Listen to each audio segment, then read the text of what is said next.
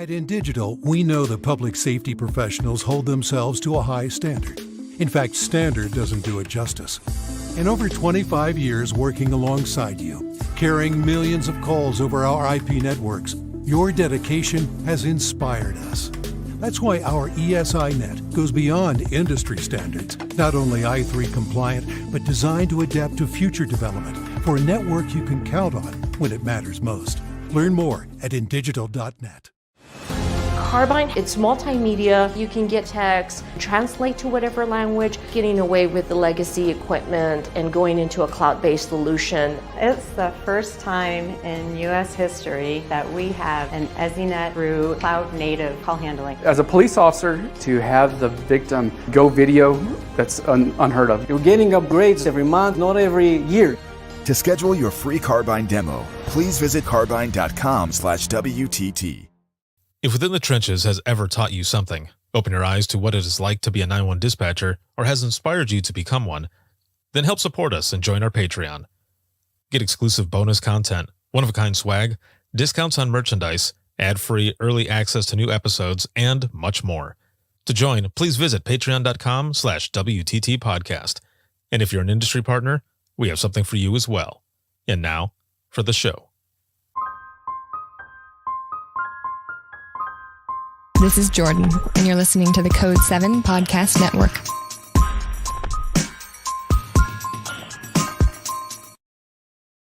Warning. This episode contains the 3 A's of podcasting: adult content, adult language, and awesomeness. You've been warned.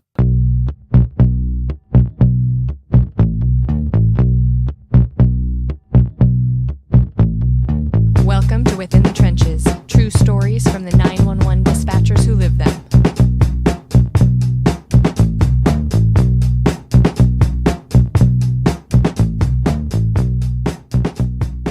Hey, what's going on? This is Ricardo with the Code 7 Podcast Network, and this is going to be Within the Trenches, true stories from the 911 dispatchers who live them.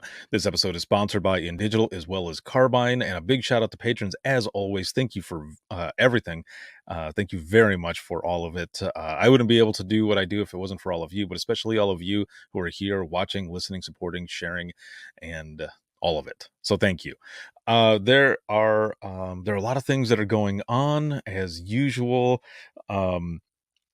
Conferences wrapping up for 2022. Also have Dare to Be Great 4 coming up, and very excited about that. That's December 5th through the 8th of 2022, and we've got some amazing speakers, keynote speakers, and also leading industry partners and organizations that are there helping us as well. So make sure to look out for that and to register, because even though you cannot attend live, you can still register and watch on demand. It's unlimited registration, unlimited viewing. It's always going to be there, and you can catch up on your time. So make sure to check that out. Also, I am at 1.9 plus million downloads for this podcast and is heard in over 60 countries. We might just reach the goal. And so the goal is, so this January 2023 will mark 10 years, the 10-year anniversary of this podcast. And it has been such an amazing experience. And the goal is to hit 2 million downloads. 2 million. It's awesome. But to reach that goal by January 2023. So it's November 1st right now. We'll see if we can do it. See if we can do it in 2 months. We got to get just under 100,000 downloads in 2 months. And I think we can do it. So I'm excited for that. It's going to be awesome. And so many other things that are coming up as well. But I'm excited for my guest today. And we were already laughing in the beginning.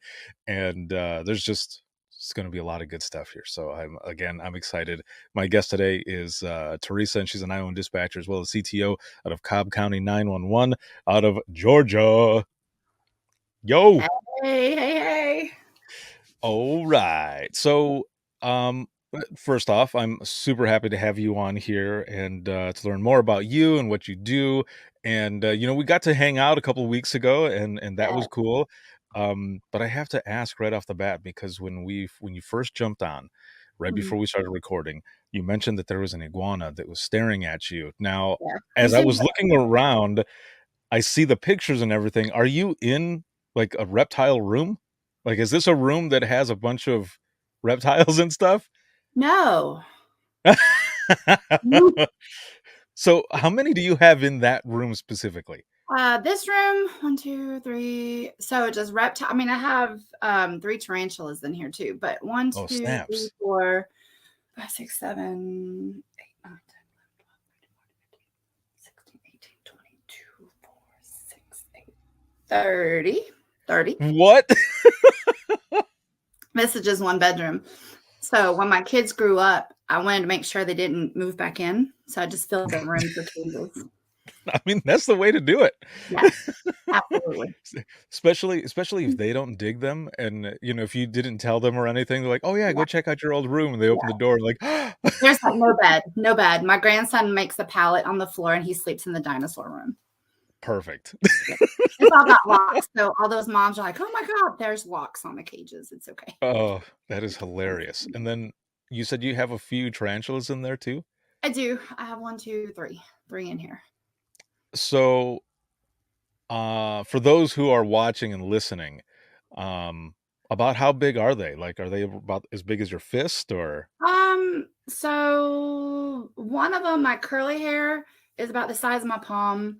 Oh, My green bottle blue is maybe half that size. And then my Arizona blonde is still like a 50-cent piece. It's still a baby. So, well, not a oh. baby. I guess that's a teenager, but whatever.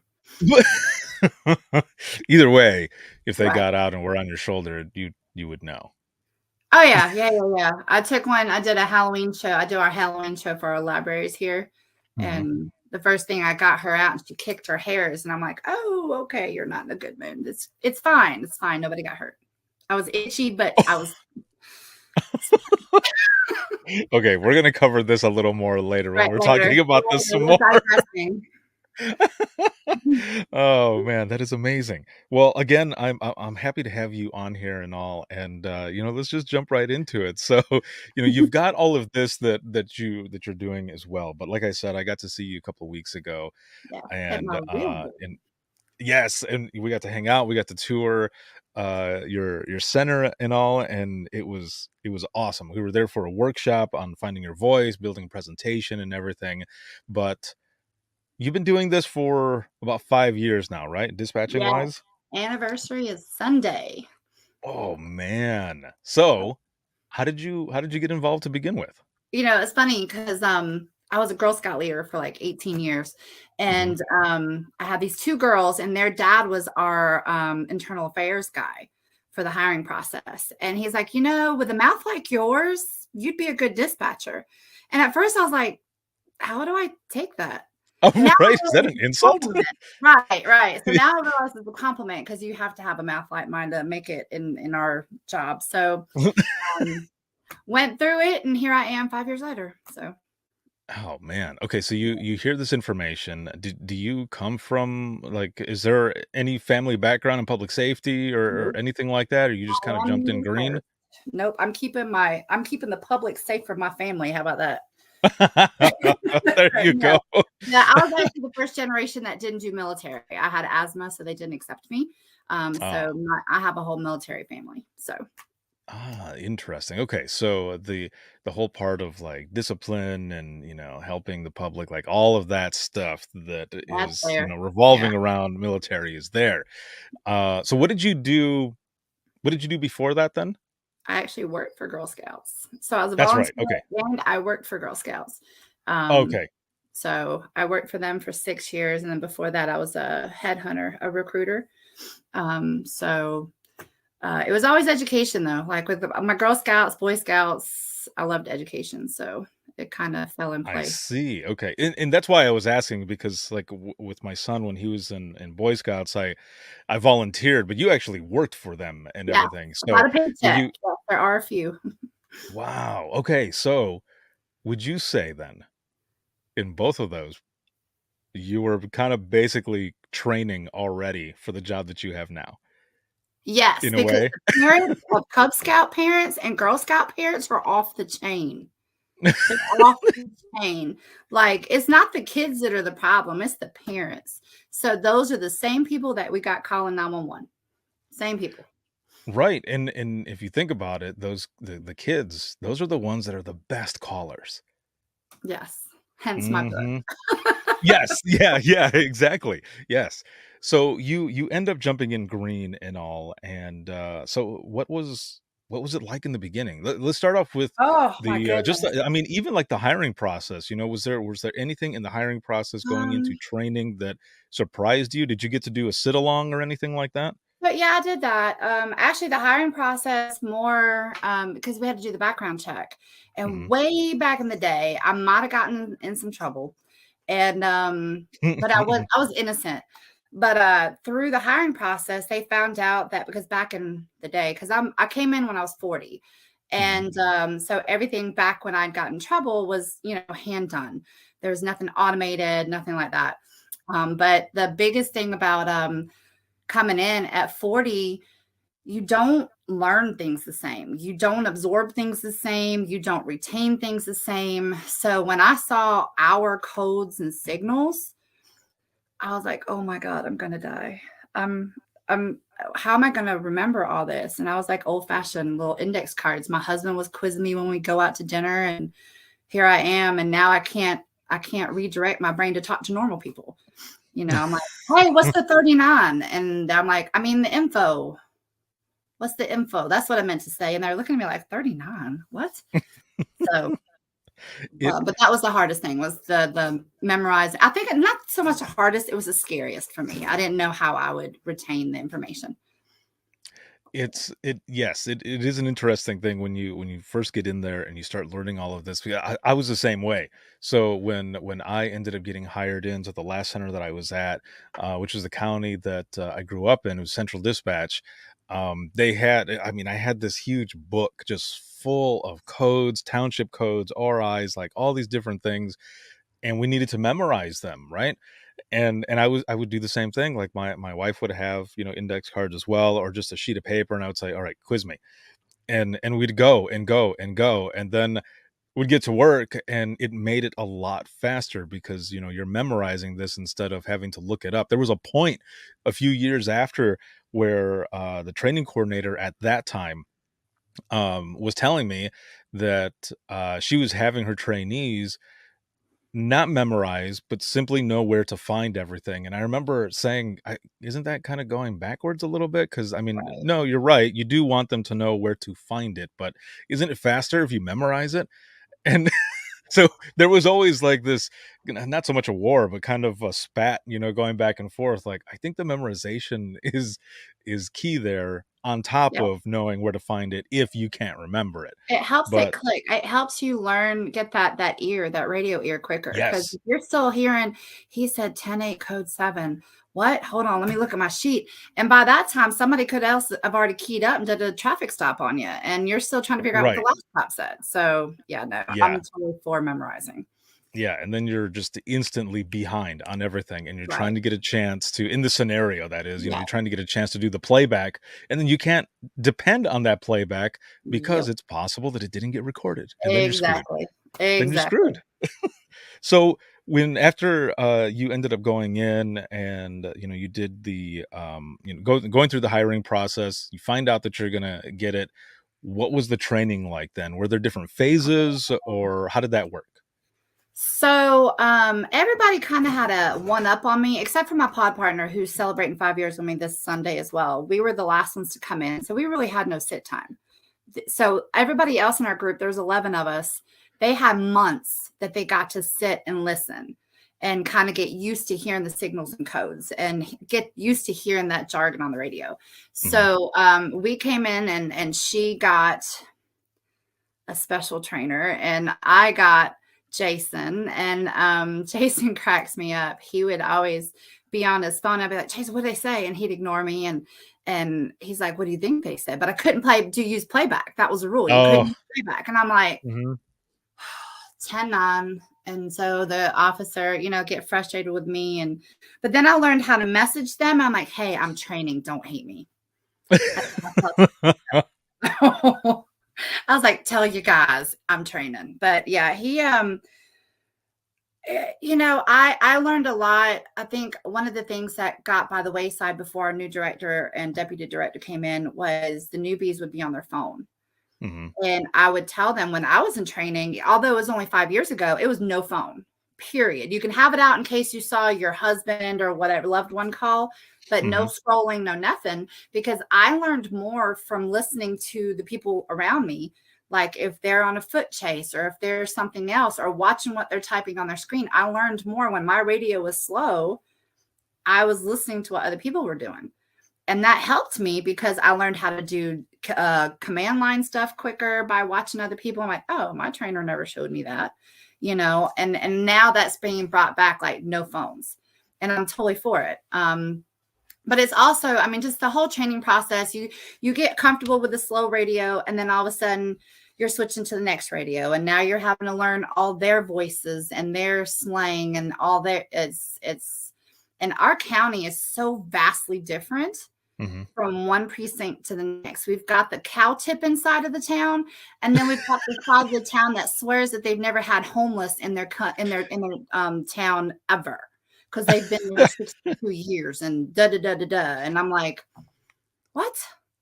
Yeah. So yeah. So how big is the area that you cover then? So call wise, we take about 2,500 calls a day. I don't know mileage wise. We have 5 precincts for unincorporated Cobb. And then we have Kennesaw and Ackworth. They do their own PD, but we do their fire and medical. Austell is their own little town within Cobb County. They do all their own stuff. And then Smyrna, same thing. They do their own stuff. So we have essentially 4 call centers for our county. But I'm in the biggest. Wow. We the Oh best. man. Yeah. So then how many dispatchers and call takers, like, well, altogether would you say that Should you we have have? working at a time on a shift? Should we have or do we Not have? should we, that you actually have.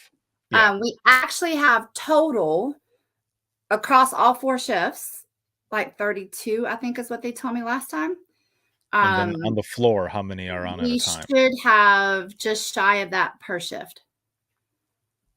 20, yeah, So 20 to 30 per shift.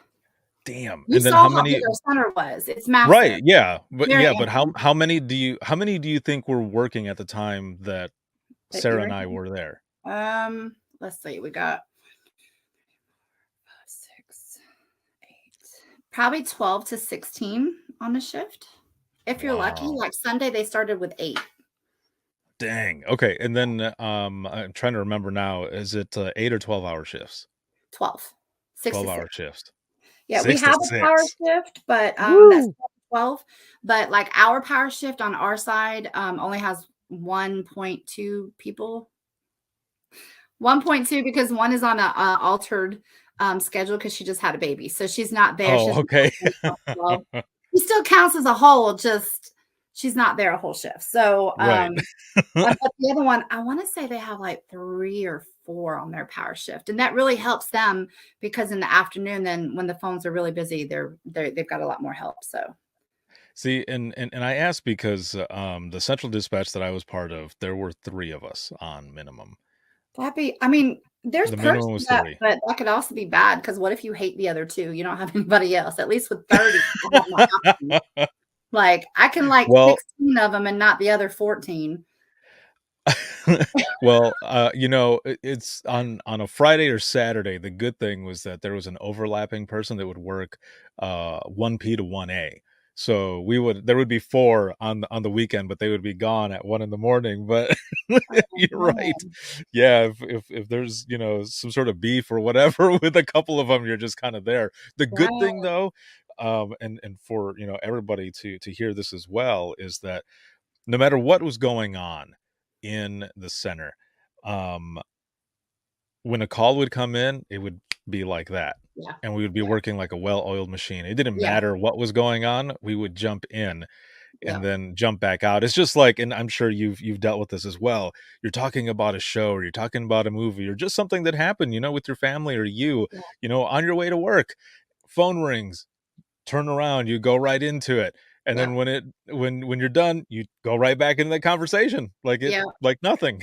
Yeah. And even with the beef part, like there's people that, and it's every center, you know, that don't Mhm. like the other person, but we have a lot of high priority calls in our area where we butt up right to Atlanta. So Mhm. we get all those Atlanta type calls as well in our county. It doesn't matter what beef we have with each other. When, say, the shit hits the fan, we Mhm. all help each other. I don't care how you feel about me or how I feel about you. We get the job done because that's what we're here for. Exactly. Everything else gets squashed aside. And I tell people, all the newbies that always come in, I'm like, don't worry about what they think about you, because when you need help, they're going to help you. They're going to help you. So Was there anything that surprised you when you first walked in? Like, do you remember walking in that first time and seeing everything? Like, did it feel overwhelming? Or were you like, oh, hell yeah, let's do this? well, you know, it's funny because I heard an individual, and I'm gonna call her out because everybody's gonna know who I'm talking about. I heard from across the room Becky say Jesus tits, and I said, I have found my people. I have Yes. found my people. That was it. So if she watches Perfect. this, she's gonna laugh because she's more country than me, and she will. Yeah, she says it all the time. Jesus tits, is what she I said. got to put that on a t-shirt. Yeah. That's funny. Oh, that's hilarious. You know, yeah, you have that feeling, and I think it's in any profession that when you get in there, you know, there's this uncertainty, right? And then Right. you hear something like that, and you're like, this is it. Yeah. Like, Yeah. I feel it. You feel Yeah. it right away. And Yeah. in public safety, you know, a lot of people say it gets in your blood really fast. Yeah. And you It just want either to does help. or You want to doesn't. get Yeah. in It's there. one of the way or the other. Right, because you know, it's not the highest paid profession or anything. We're not there because we're making Mhm. tons of money, but we're there because it's a calling. You know, Yeah. it's something that we're there for. Yeah. Was there a moment at all that you remember that, and not just that, but really solidified that you were in the right place? Like maybe a phone call or, you know, anything to that nature. I've always been a community service driven person anyway. I think that's why I did Cub Scouts and Boy Scouts and Girl Scouts for so long, because that was so Mhm. community driven. Yeah. And to me, this was just a bigger way. Instead of just helping kids, you're helping elderly, you're helping everybody from 2 to 102, you know. So I think it was just a culmination of everything together. There's some that I questioned. Why the hell am I here? Like my first medical call, actually my first domestic call or a family domestic dispute. Those are like, really? Am I really? Why am I here? This is ridiculous. Mhm. Yeah, no. I mean, you know, you saw my presentation. I did go through that. I hit that spot where I was just burnt out, but I had to kind of figure out why I was burnt out. And once I figured that and targeted it and figured out how to put my two loves together, it kind of revitalized my feeling for the job. So Well, let's go back here into, you know, still here in the beginning really quick on some of those earlier calls. Like what were some of those first ones that you got? oh my God. So my very, very first call ever Mhm. was sister calling because her Amazon package was hijacked by her sister. It was a phone charger. And when she realized that I wasn't really on board with sending PD for some baloney like that, you know, I had to, but still I repeat back to them. So this is before we did EPD and EFD. So we were on our own, kind of like freelancing it. I Yeah. would repeat back to them what they're saying, because sometimes they hear how stupid it sounds and they're like, okay, yeah, this is kind of ridiculous. Never mind, I'm going to go deal with it, right? So and she kind of caught on that I was repeating it back to her. So I just want to make sure I got this right. Da da da da da. And she's like, yeah.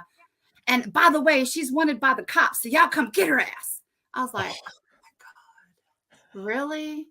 This is what I had to listen to and go through all this training about a charger. It's all about the charger. She just wanted her charger back. And then they didn't even Really? answer the door when they got there. So that made me more. So, and then when we got EMD certified and we can start taking medical calls, everybody in my group was getting medical after medical. And I'm like, I'm not getting any. I was like the domestic queen. I got every domestic call out there. And even the trainers were like, you're going to, because with phone training, you got a different person every time. You didn't have one person until you went to radios. And they're like, no, tonight's the night. We're going to get a medical. We're going to get a medical. No.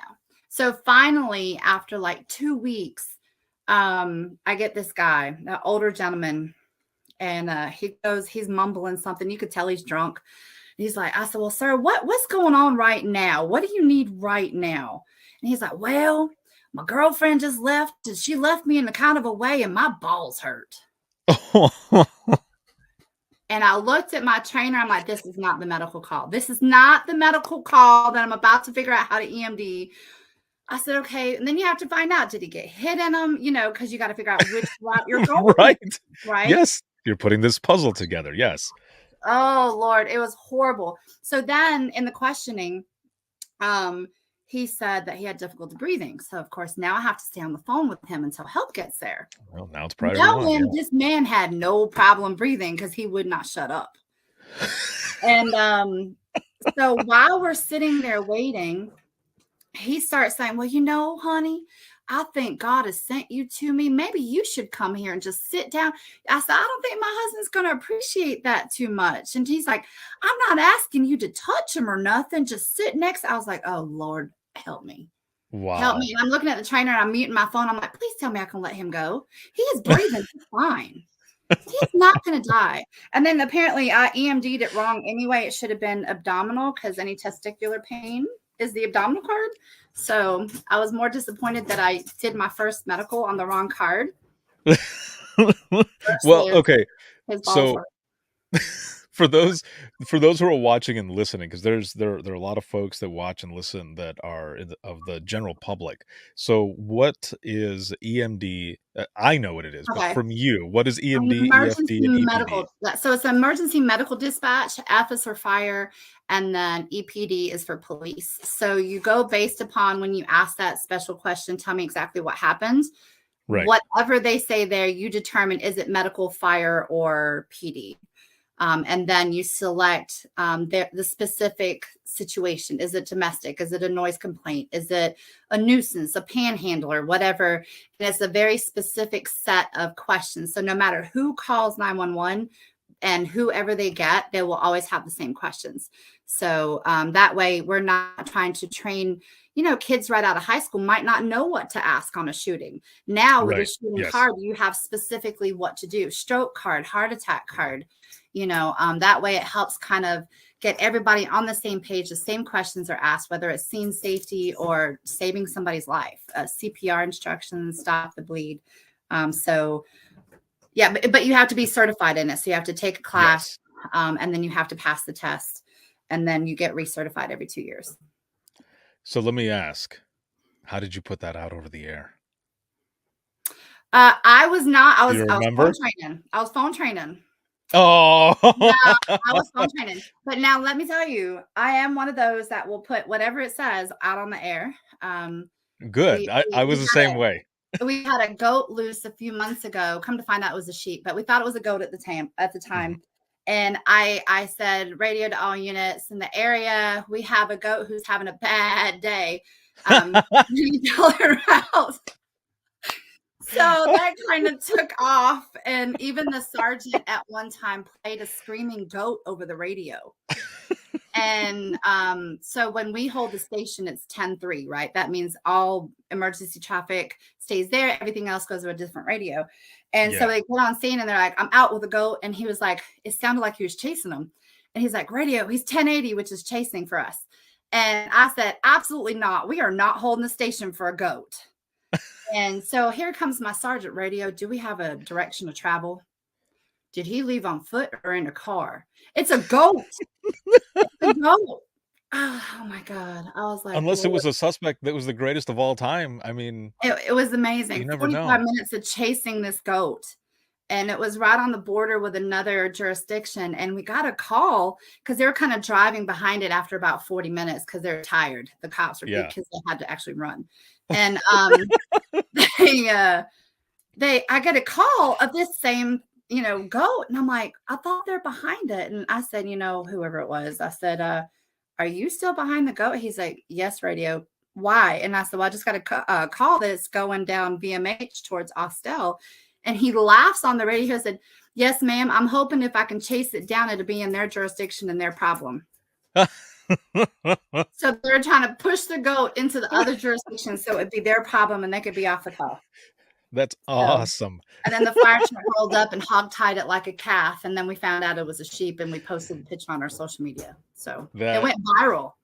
That post went viral. It went like over into England on some British Post or something. And it wasn't a goat. It was a sheep. See, that right there is that's some of the stuff that I miss excuse me, about dispatch, because it's things like that that Blake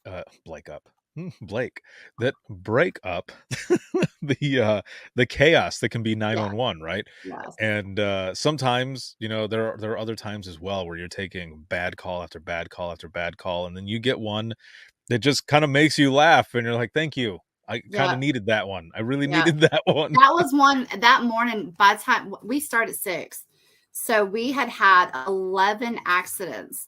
And of those 11, 9 needed wreckers. And that zone only has 2 trucks at their wrecker service.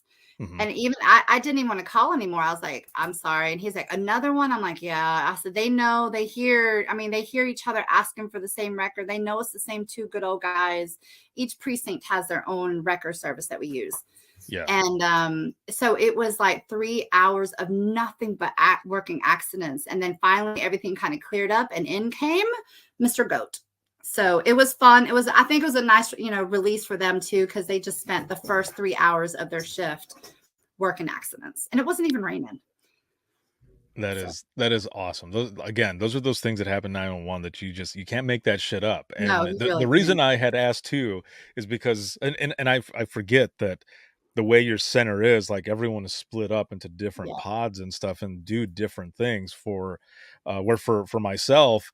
Over in Allegan County, it was phones on one side, and then on the other side was main law enforcement radio, and then backup phones and radio plus NCIC runs.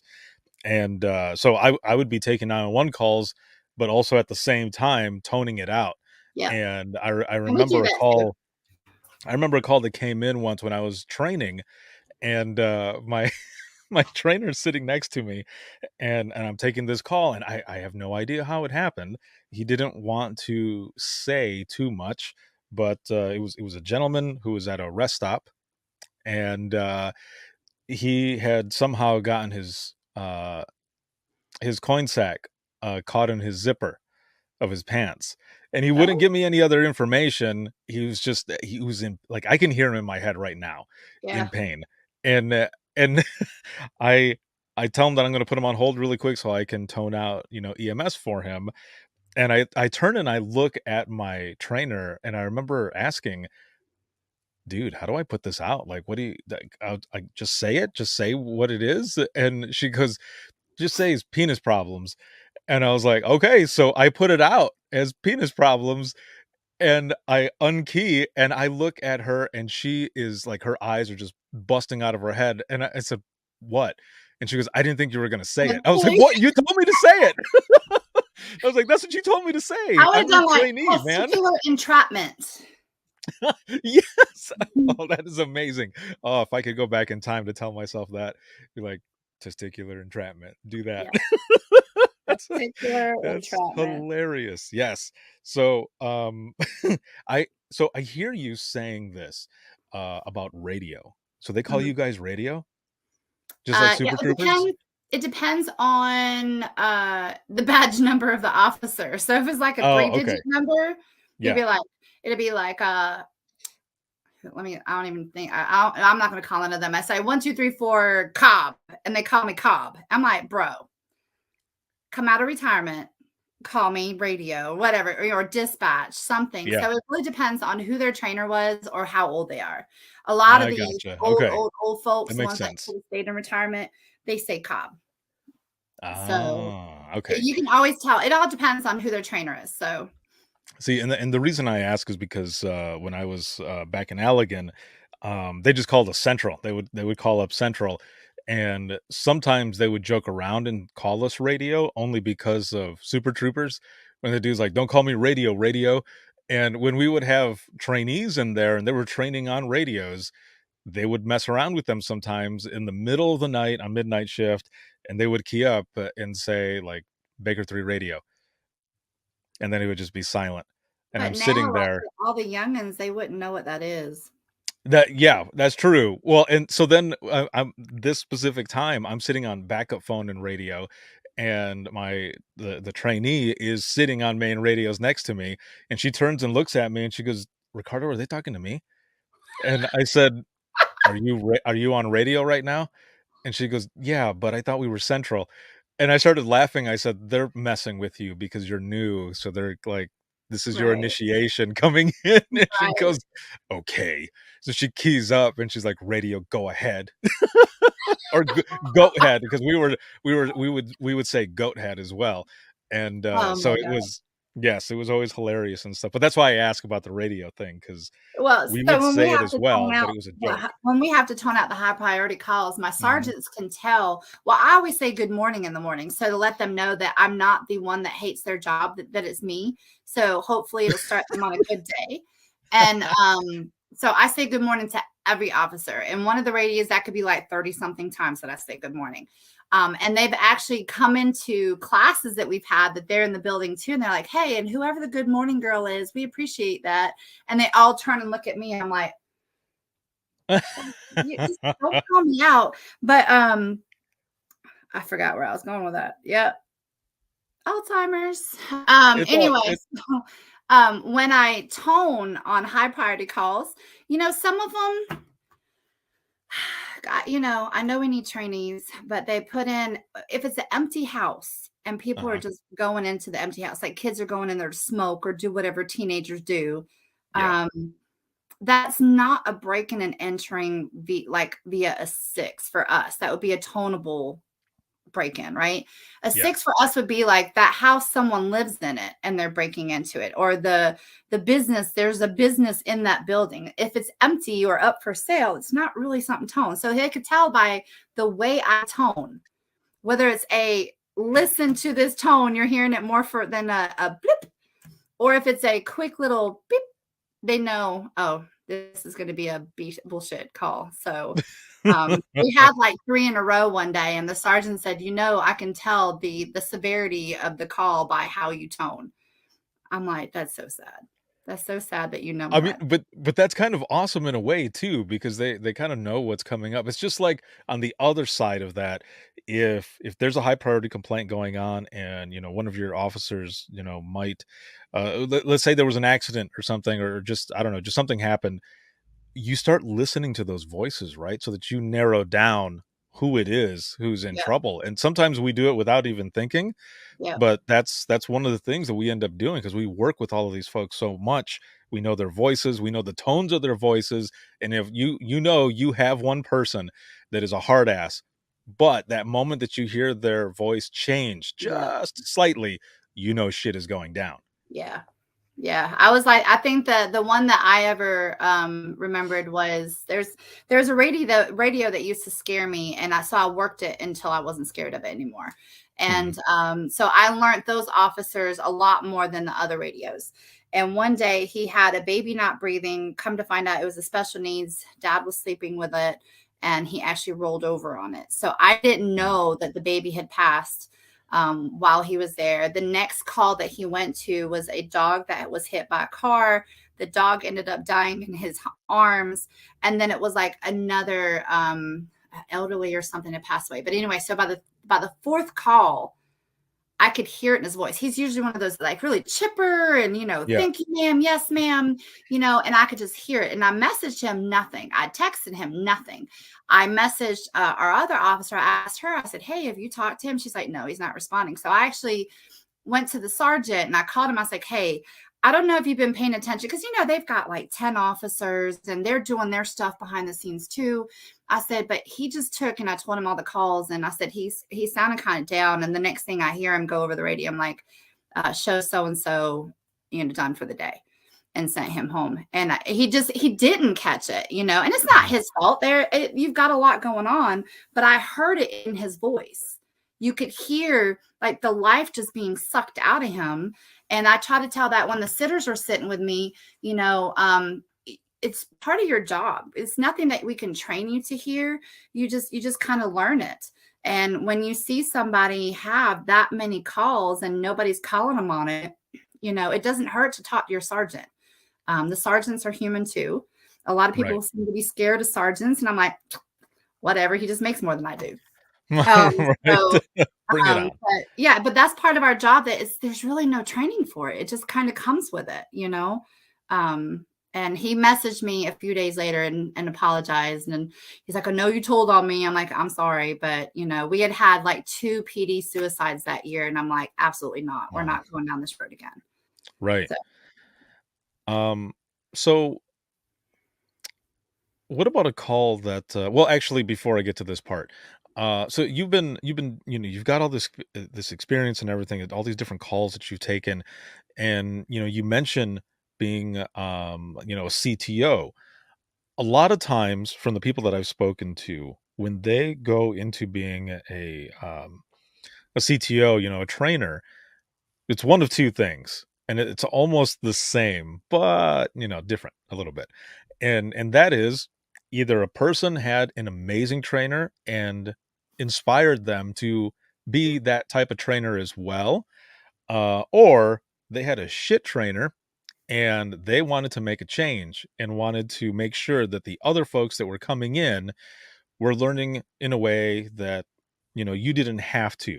They would learn in a better way because you were making that change. So it's always one of those 2. Or I mean, I don't know. I guess it No, could just I'm be going to be that the you third. wanted to. Oh, you're gonna be the third. So what's the Yeah. third? I wouldn't say he was amazing. He got me. I mean, I'm here, right? That's what he says. Well, you're still here. I don't know what amazing looks like. He was a good trainer. I'll give Yeah. him that. But amazing, I would say no. Because I don't know what an amazing trainer would look like. I mean, I've seen what we have in our center. We have really good ones. Well, no, I take that back. She's not there anymore, but she was amazing. Everybody loved her. And he wasn't a shit trainer either. We are so low on people on the floor. You know, we're all complaining about, we're looking at possibly mandatory overtime. Do we want that? Absolutely not. I work a lot of overtime, but my kids are grown, right? But at the same time, I also saw how some of the former trainers were and what they were putting out. And I'm like, okay, well, I can either be part of the problem and just sit here and take it and complain about those trainees or newbies that are still putting in crap calls, or I can be part of the solution and go and see what I can bring to the table and go be a CTO. So I chose to be part of the solution because I want to eventually have 2 people can take annual leave on the same day. And, you know, I look forward to having those days back. So that's where I'm It's a at. good goal. So That is a very good goal. What about a call that that sticks with you? Only if you feel comfortable, of course, sharing. yeah. There's I guess there's 2. The first one was when I was newly released. I was on night shift, right? So in our county, I'm sure it's like this everywhere. The first half of the shift is like balls to the wall on night shift, and then the second half is kind of like slow. And so if the phones blow up or whatever after midnight, you know it's something. Well, it was just a run of the mill. I call it Michael from ADT. That was who it was. I'll call them out. I actually talked to the representative at AppCo about it, and he was surprised. So we go through our same thing: address, who they're from, who they're operating. You know, the same thing that we get the same thing, a million of these a day, and the name of the resident, the phone number, area of activation was the garage door. We're a minute and a half, and he's talking like Jake from State Farm. You're like, Right, yeah. Don't be the garage door. I mean, like, no sense of urgency in his voice at all. I'm like, oh, okay, this guy is in his garage or something, you know, sending this stuff out for ADT. So I'm about to hang up. I give him my operator number, and he's like, ma'am. And at this point, I'm really annoyed with his Jake from State Farm voice. I'm like, yes. He's like, when I called the premise, I heard screaming. And I was like, okay, why didn't we start with this information? Right. Why Yeah. is this an afterthought? And I said, so you know how we clarify they're fighting. Is it fist fighting or arguing? I said, so when you say screaming, would you say scared for your life or arguing, screaming? And he's literally, I'd have to say scared for your life. And so the dispatcher was literally sitting next to me. And I looked at her. I said, Joy, that is more than a 3, which is what an audible alarm is for us. And she looked at it and she said, oh, shit. And so she put it out. They lived in a portion of their precinct that there was only one way to get it. Precinct 5 is farmland and trees and long roads with no street lights. There was no, like the other precinct was just on the other side of the trees, but there was no way to get there any faster. They pull up. The estranged husband had broken into the house and stabbed the mother to death and stabbed an adult son that we didn't see on any of the priors, and then said he wasn't done. We got there too fast. He wasn't done. And that pissed me off. It's like when I tell the people that sit with me, I was like, I get it. We have protocols, but sometimes stuff like that, you can break protocol. Take the slap on the hand from your boss because you told me, hey, I have an audible alarm and they've got screaming. Let me give you the address. So that we could adjust. Would that minute and a half changed their lives? I don't know. But it bothered the hell out of me. It pissed me off so bad. And that's why now on audible alarms, I ask, was any contact made? That's not part of our normal questioning. And because of that question, though, I ask it every single time because that one moron didn't see it vital to tell me that there was screaming prior to all the other baloney information that he gave me. So that was the first one. And then the other one, I can tell you what was in the newspaper. Stepson pushed his mom down the stairs. I got the sister that called me screaming, said that her mom was pushed down the stairs. All of a sudden she starts screaming, and through all the screaming, the brother is trying to commit suicide because unbeknownst to me, his mom was dead at the bottom of the stairs. And all the daughter had said is that she had a bloody nose. So you had to redirect, like, I have to not worry about the fall because I'm thinking it's just a bloody nose. I had to talk to this kid and get him calmed down and get him out and put the knife down and sit down. And I had to make sure that the sister was making sure that there was no weapons around him. And then we redirected our attention to mom. And again, I'm going through EMD for the nosebleed because that's what she told me, that her nose is bleeding. So you tell them to pinch the soft part of their nose, lean forward. And then she said something, the way she said it, I was like, sweetie, I know that you said she had a bloody nose, but what else do you see? Again, off of protocol, but something in her voice told me something was off. And she's like, well, she's bleeding from her ears and the back of the head. At that moment, my heart sunk and I felt stupid. I'm sitting here. Sorry, my iguana's scratching at her door. Oh, no, you're fine. I'm sitting here and I'm thinking, how the hell did I miss that? Did she tell me? And I'm sitting here giving her nosebleed instructions and her mom is bleeding out. I just felt dumb. That was the only call. I was up all night. I'm a stepmom too. And my stepsons are kind of weird, kind of like Jeffrey Dahmer weird, So like there's a lock on my bedroom door weird. So I guess it hit home because I'm a stepmom and I have weird stepkids and I love them. They're just different. And but then I felt like I missed something. And now I went in the next day and I was a wreck. I hadn't slept all night. And I told my boss, I was like on the verge of tears. And then when I went to ask her to listen to it, I was crying. She's like, okay, just go sit down. I'll get it pulled up and then you can come and listen to it. Well, what she was doing is she was listening to it to make sure I didn't miss anything. And, and she's like, Theresa, you heard stuff that I didn't even hear. And I'm like, yeah, well, and it was just as hard to hear it the second time, but it at least reassured me that I was going off of what I was told. Yeah. But you did everything that you could. Yeah. He got charged as an adult. So how interesting is it that, we take these calls, right? And there's something like that. And we end up blaming ourselves, Hmm. like, to a point. And did I do the right thing? Did I, the questioning, if I would have changed the questioning or anything like that.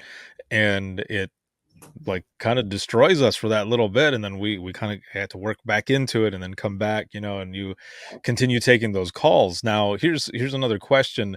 Um, do you or did this happen before or after you started dealing with this burnout? Or was this in the midst of It was burnout? like right there, but just before that one, it took me a while. Yeah. It does. And there's calls that if I sit here and think about it, I'm like, no, there's calls that do get to me and I can't talk about it because it's just Mhm. like, yeah, no, I'm just gonna stay away from that one. And it's not that I watch all the healthy dispatcher and all that junk and oh, you gotta have an outlet. Sometimes it's just I've talked about it and I've talked about it and I'm still gonna feel the way I feel, but I'm just gonna move Mhm. on. Right. Yeah. Um, people come to me and say, here's the outcome of this call. And I'm like, I don't remember that call because I've just learned to move on. You can't dwell on the what if because it will take you down. It will absolutely Exactly. destroy Yes. you. Exactly. Yeah. So, The last week of my dispatch career, I had a call where it started out as a disorderly. And then the very last thing the person told me was, I think he's suicidal too. And I thought, why didn't you tell me that to begin? Like, why? Why was that not the first thing? And I get off the phone. I had the vehicle description, I had the phone number for the person, and I start calling that person to try to get a hold of them. And we already had toned out for them to go to this address to step it up because we had somebody going. We wanted them to step it up now because this guy's possibly suicidal. And as I'm waiting for the person to answer the phone, it had been like 2 or 3 rings. There's another line that's coming through, and it's so busy, nobody else can help me out. So I have to hang up, pick up the phone, and a guy says, I just saw somebody drive their car into a tree. And I asked the location, of course, right away. And then I looked over at the map and thought, oh my God, I think this is the person. I think there's a person I was trying to call. And it turned out to be that person. And after that, I spent about 30 or so minutes mapping out how far it was from that location to the end spot. What kind of questioning I could have done different. Like, it fucked me up for those 30 minutes. And I'm the supervisor there. And I told everybody, I need to do something because this is eating me up right now. And I finally came to terms that there was nothing I could do. That car had to have been into the tree before I even started calling. And yeah, but that's the thing, it yeah, messes us up. But yeah, as soon as I talked about it as well, I didn't there was no longer that feeling of, could I have done anything different? Sure. Every now and then I'll think, I wonder, but it's not the way it was then. But that's that first step, right? Is talking about it, and then you can manage it. Because then if somebody else has a similar, case or something to that effect, you can talk to them and say, look, I had a call like this as well. You're going to be okay. And I think yeah. that's what's awesome about conversations like this, like that we're having, is that we can relate, and others who end up listening to it, they're not going to feel alone. Right. Yeah. I think that I'm sure you saw in our garden, we lost 2 officers in September on the same call. And so I went into work overtime so that people on that shift, they weren't part of the call. Actually, it was like an hour and a half from being our shift. We had literally just gone home and night shift came in.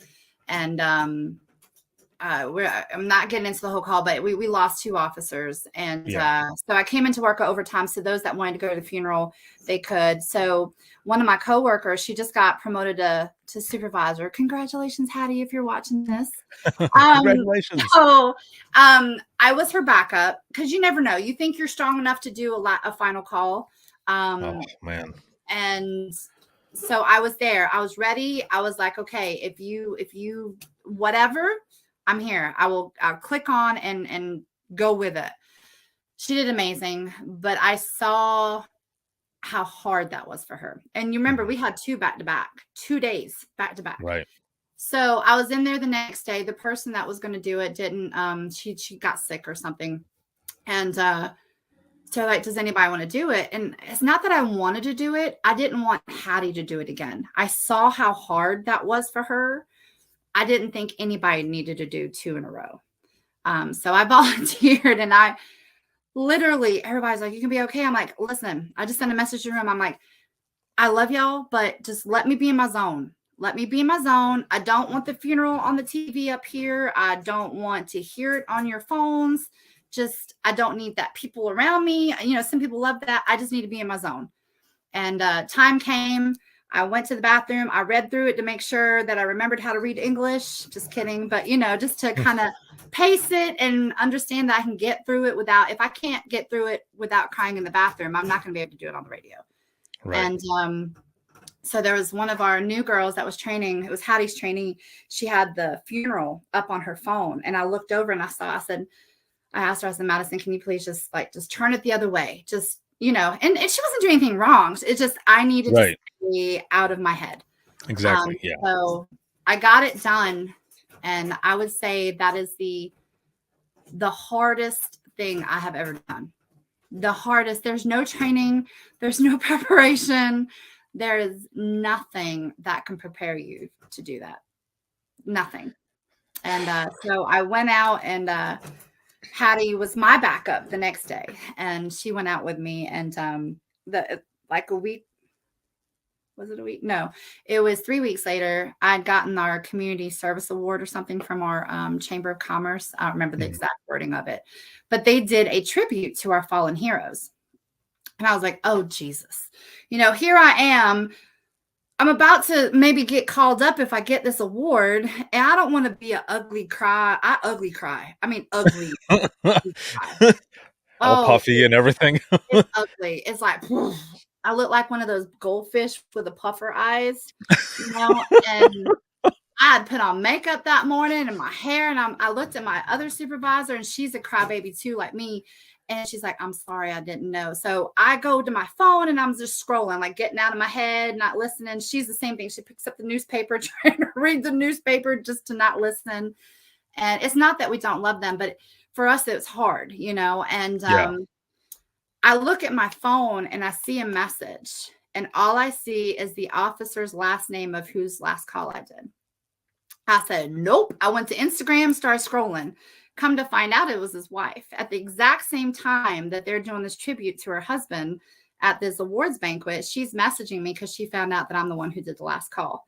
And she was trying to thank me. And I'm like, okay, you don't realize that, you know, everything just aligned, you know, at that moment. I said, you don't realize. And I sent her the video, and she's like, oh my gosh, this is just meant to be. And so we're friends now, but it was awesome. Yeah, that's probably the hardest thing in dispatch is dealing with loss. So whether it be in the line of duty or even to suicide. So that is definitely a hard thing. I did one once. The audio, the way they were trying to use it, it didn't work right. So they had one of my partners do it instead live. They did it. And at the funeral, and so I've heard them before, and I can't imagine doing it in the moment, doing it because listening to it alone is hard enough. Yeah, you know, the tone and just everything else after that, and the calling back and forth, and the end of watch part, that is fuck. Well, so the lighter side, let's get back on the happy side of things. My trainer, the director of training, came in after the funeral, and he said, who did final call? I said, I did. Why? He said, that wasn't you. Because I have this country bumpkin accent. Oh, apparently it scared it out of me. And he's like, I could not tell that was you. I said, that's funny, because when I got back to my console, all my officers knew it was me because I have a very distinctive voice. And I was like, how did y'all know? I'm like, really, Theresa? Really? We knew it was you. And then you got the jerks are like, you cracked on when you said 1035. Yes, sir. I'm very well aware that I cracked, but F you, I did good. Leave me alone. See, and that's the good thing as well, right? Because we're all family, right? And we're like siblings sometimes, and you know, we poke at each other, and Right. that was a good thing to have that, because as I was saying, that's a hard fucking thing to do, to It's say it awesome. or to even listen, and then to have that, you know, that humor and that banter going Right. back and forth. You need that, and Yes. that's one of the best Yes. things.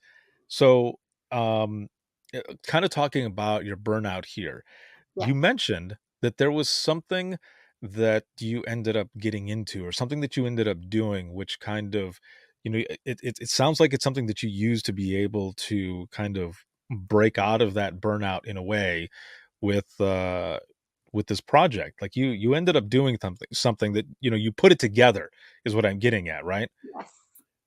Yes. Is that where you want me to talk about my? So what did you do? I wrote a book. I know, That was since I you're was like, sitting I in the feel like reptile it was a room. bigger project. I'm like, where is he going with this? Yeah. So we had a director. You know, I've never been in another center, so I didn't know what a director looked like. And you heard my presentation, so it's probably like repeat. So I just thought my director, that's how all directors were. You know, you didn't see them unless you got like right before you got fired. So I thought it was a good Yeah. thing that I wasn't in her office. So I thought, okay, well, the morale of our center was really low. We had the same thing that everybody faces, right? The negative Nancy's, the ones that have been there so long that they don't want to punish them when they do something wrong, or that, you know, they're just being crotchety.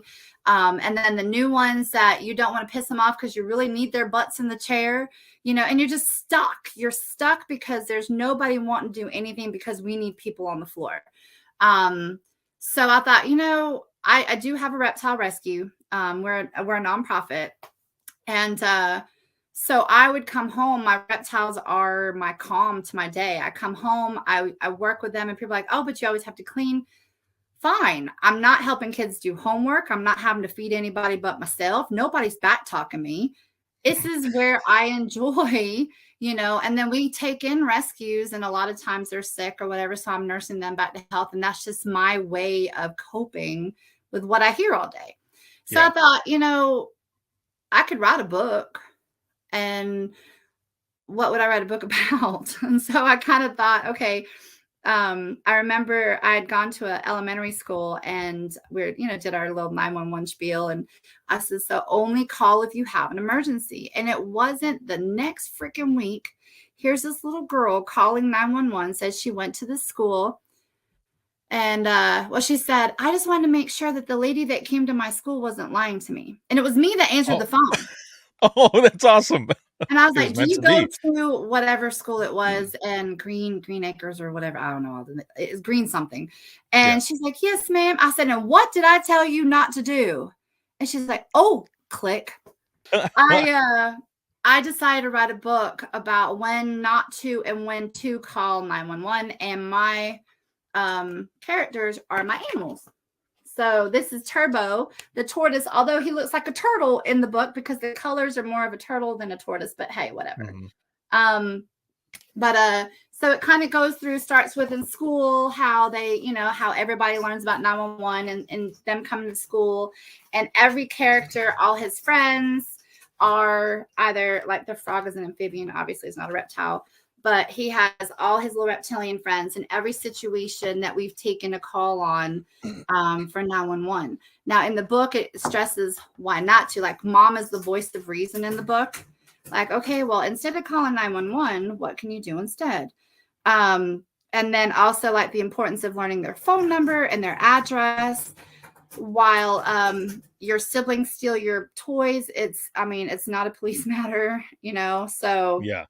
and then in the end, he does get to save his neighbor's house because his neighbor's house catches on fire, and he gets to call 911, and the fire department tells him a good job. So I think my favorite one in there is, I've never told anybody this, but then I got a cat in the tree call the other day. Yeah. And I was like, oh my God, 5 years in, and this is my first legit cat in the tree call. But it says in there, I don't remember what the wording is. Hold on. And this is what I've always wanted to tell them. I'm like, have you ever seen cat bones in a tree?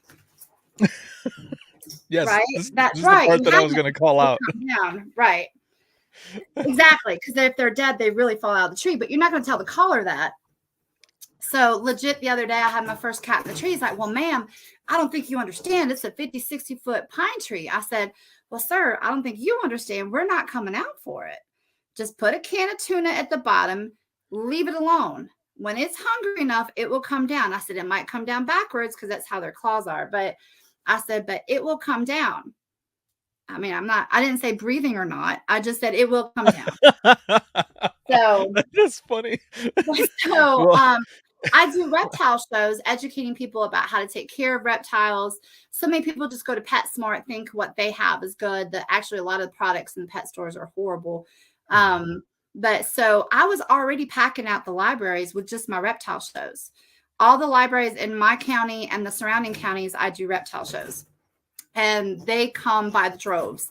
To where other libraries in other counties now want to hire me to come out to them next summer. And I was like, well, here, I write the book. We talk about 911, which is not, we don't have a cool truck. We don't have a cool, robot, whatever. We just have, this is our job right here, right. So I talk about 911, we read the book, and then we end with a few reptiles. And then we talk about the reptiles. And so they love it. It gives us something a little bit different. And I was amazed to find out how many, like talking to other centers that have dispatchers, that they've got a snake or they've got this. It's like, take it with you. Take it with you. It's not the norm, but the kids love the hell out of it. Yes. Take it with you. It captures them. You have a captive audience. Now you're not just talking to the kids when not to call 911. This is not just kids calling on this stupid stuff. The adults are doing it too. Right. PD's Yeah. asking me, like, can you do an adult version? I'm like, no, I'd probably get fired. I mean, So some of them need to, just simply read this I'm because it would help them out so, as well. yeah. And so when we got our new director, it had just gone on, it's published on Amazon, so you can find it on Amazon. And she was like one of my first biggest supporters. She bought a whole ton for our education team to take out in the field. And then I was like, wow, is this what a director's supposed to be like? This is a whole new thing. It's like a bad divorce into a loving divorce. It was crazy. And loving marriage. I haven't divorced her yet. But yeah, it's now to face that burnout. I was like, okay, we'll start with the book. And then Melissa came in and it changed the whole view. And, people always complain, we need change. But then when the change gets there, they're like, oh, I don't like all this change. I love the hell out of it. I love the hell out of the change because I don't like being the negative Nancy. I take my job very seriously as far as when it's dispatch and calls. But I'm that same cut up. You saw me do my presentation. I came in a bathrobe. It was amazing. It was so good. I loved it. Dude, and just to see my director Todd's face, like, oh, Theresa. That's the kind of reaction. I'm the class clown. They never know what's going to come out of my mouth. And when I got CTO, I was kind of surprised because this is a lot right here. And but they know my heart is in the job. Yeah. So I went from that. I did I kind of revamped my thought process. And then when Melissa came in, I was very honest with her. She did our kind of an intro one-on-one, go and talk to her for 15 minutes, whatever. And she's like, you don't have a list for me? I'm like, no, I'm sure you've got plenty of lists. I said, but I was going to be honest. I was about to leave. I was going to put in my 2 weeks. I heard that you are amazing. I'll give you 6 months. And not that she had anything she's got her job whether I'm there or not. And well, here I am. It's over a year later and I'm still here. So that's amazing. Yeah, she's amazing. And she's building a very good team. And I'm really excited about the people that she's got coming in, people from other agencies and the opportunities that she's afforded for us. It's amazing how different it really is like a marriage. You go from this marriage where there's no love, no support, no nothing. You divorce it thinking you're never going to get married again. And then all of a sudden you meet our director and you're like, I do. I do. I'll marry you. It's fine. But she's awesome. She has been a very big supporter, not just of me either, like everybody across the board. And I mean, she trusted me with the 911 Kids Expo. That was something that we did in August. So yeah, it kind of revitalized. I like the education piece. So I The had to education piece is very, very important, and it's definitely a good thing because it also for the community gets to see who it is, that they're calling, and there's right, that confidence as well going in before they call, if they have to call. They know right. that if they call, they're gonna get top notch, Yeah. service and everything from it. And my youngest daughter, Olivia, is in love with this book. Like, this I is saw her the picture. favorite book. She kept telling me, I really love your friend's book. Your friend is so cool. I love that she wrote this, and I don't remember how many times I read it, but she wanted me to read it over and over, especially the first time and every time after that, now that we got to the part about the cat in the tree. And if I can, I just want to read this one page here of the dispatcher's response because I thought it was hilarious. And it says, so he did call 911, and the dispatcher said, "Have you ever seen cat bones in a tree?" And I remember when I said that, her eyes popped open and she started laughing, and the rest of my kids there were like, "Is that what dispatch would say?" And I was like, "Some dispatchers would." Yes. I was like, it's not a bad thing. It's like, we're asking a real question. And so she's busting up laughing. And then it goes on to say, "That's right. You haven't, because they come down. This is not a 911 emergency." And, and so, I'm reading that, and then, after we were done, she's like, "Oh," she goes, "that was so good." She goes, "I love that book. I'm so glad that we have it." And she wanted me to make sure to tell you, thank you, and how much she loves it. So, You have to send me um, your address so I can send her some stickers. We got some special stickers for the book. oh, for sure, yeah, yeah, Yeah. I'll definitely send that. But this is her favorite book. That's Now, my favorite page. That it really is. It really is. That so chameleon on there actually was on a thank you card that I put when I sent out to all the departments that helped me on my 911 expo. I said calling yeah. all supporters and put that chameleon on the front. So Well, I love that you put dispatch as a chameleon, because I mean that's kind of what we we are, have to right? Like, blend in with everything. exactly. Yes. Yeah. I thought that was perfect. As soon as I saw that page, I was like, this is spot on right here. Spot on. So, um, I've got a couple questions left for you Yeah. here as we're going into the wrap up of this, and it has been amazing to be on here with you and to learn your background and just everything that has gone on in your public safety career so far. I mean, this is 5 years and many more to go, but especially with your book. So this is the first one. How can people get a hold of this book? Where can they find you? Any of that information, website, social media, all that good Yeah. stuff. So, well, I see you got my name and you spelled it right. I'm so proud of you. So my name is on the screen. But they can go for my reptile side, everything is Scaly Addictions, but there's an E in Scaly, Mhm. Scaley Addictions, TikTok, YouTube, Facebook, Instagram, the whole shebang. Our website is scalyaddictions.com. And then I mean, I'm on Facebook. Oh, I'm on Facebook. Everything else is my rescue. Awesome. The book is on Amazon. All you have to do is type in, "Can I call 911 now?" And it is right there. You'll see Turbo in his little fire hat. And then all proceeds from the book goes to our rescue, because a lot of times our rescue, we have animals that have medical needs. So we had the iguana up here who had a hysterectomy. So that was $400 I wasn't prepared for. Oh man. Yeah.